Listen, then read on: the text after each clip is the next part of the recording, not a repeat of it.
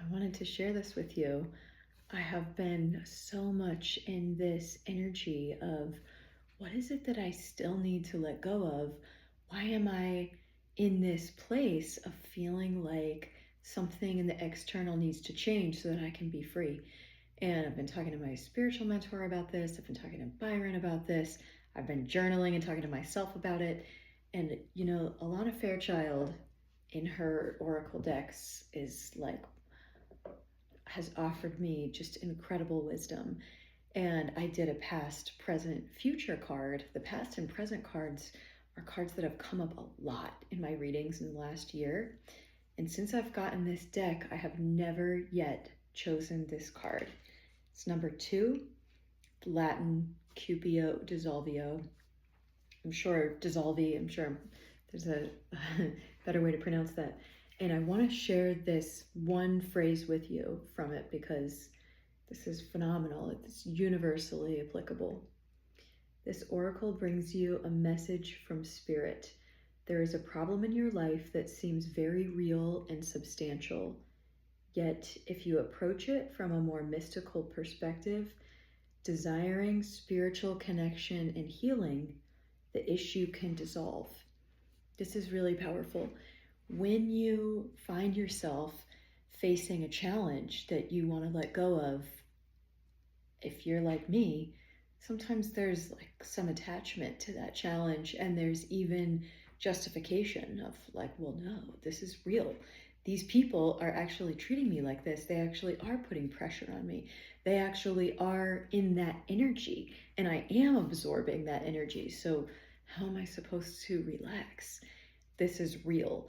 And yet, again and again, the message I'm getting, especially right now, is that I have a real opportunity to let go of some of the martyr patterns that are really common for me, even though they have made their way further and further out from the center point of how much time I'm spending in them, and where the relationships fall and their level of importance in my life.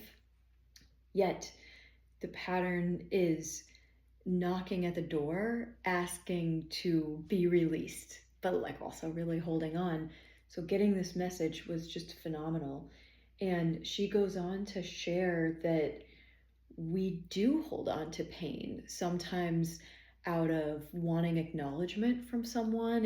If we feel like they wronged us and we want them to apologize, so we'll hold on to pain to show them like, I'm really hurting and I want you to apologize.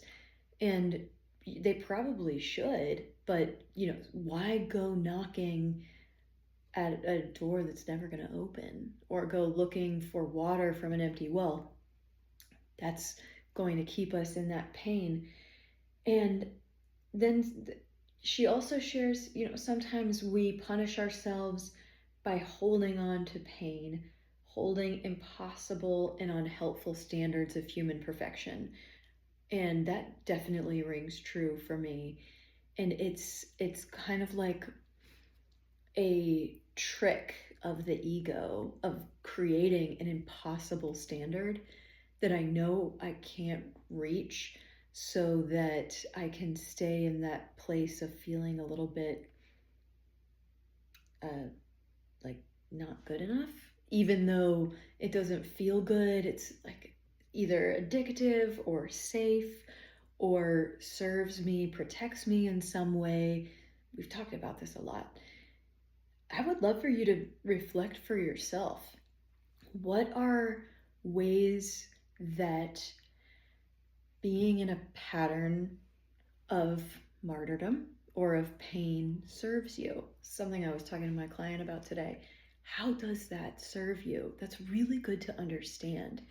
Then we can have compassion for ourselves, and we can approach ourselves with kindness and grace instead of creating yet another standard of like, well, now you're not even good at that. You're not even good at letting go.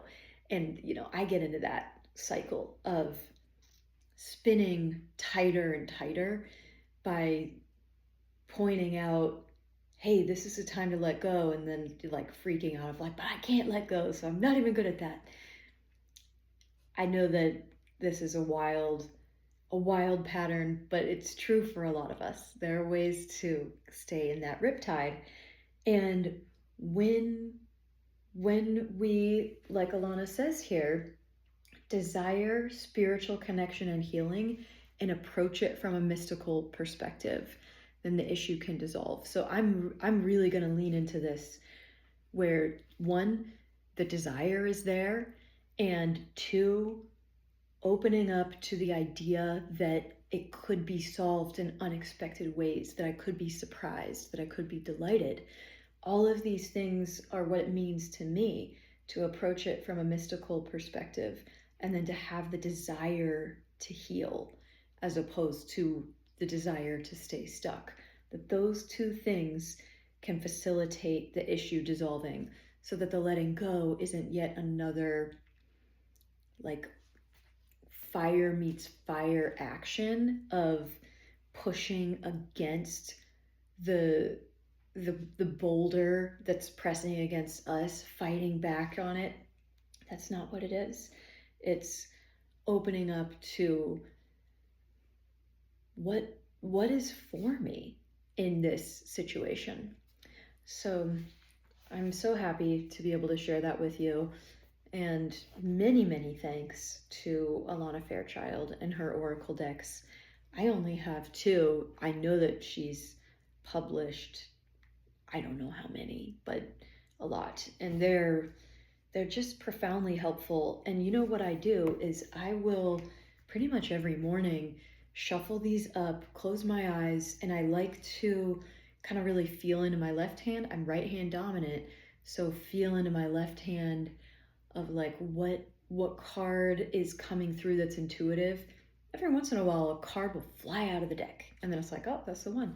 And then sometimes I'll kind of let my fingertips feel for it, and I'll just open up to what does my heart want me to know today? What's an area I can focus on today to further my own spiritual healing, and just to live in the present and to connect in with my heart, to not wait to get there until I really start living true and really start connecting in with the divine source that makes us up.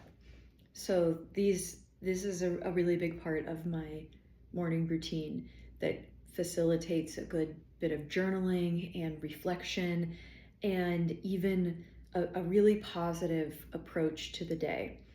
So if you're curious, I would highly recommend her Oracle decks. They're just fantastic. And this is an interesting and creative way to add to your own spiritual practice in connecting in with yourself. So thank you for tuning in. And the takeaway from today is that it is possible to let go, and some ways to open up to letting go are desire your own healing, and be open to the mystical experience of how that may go. Cheers.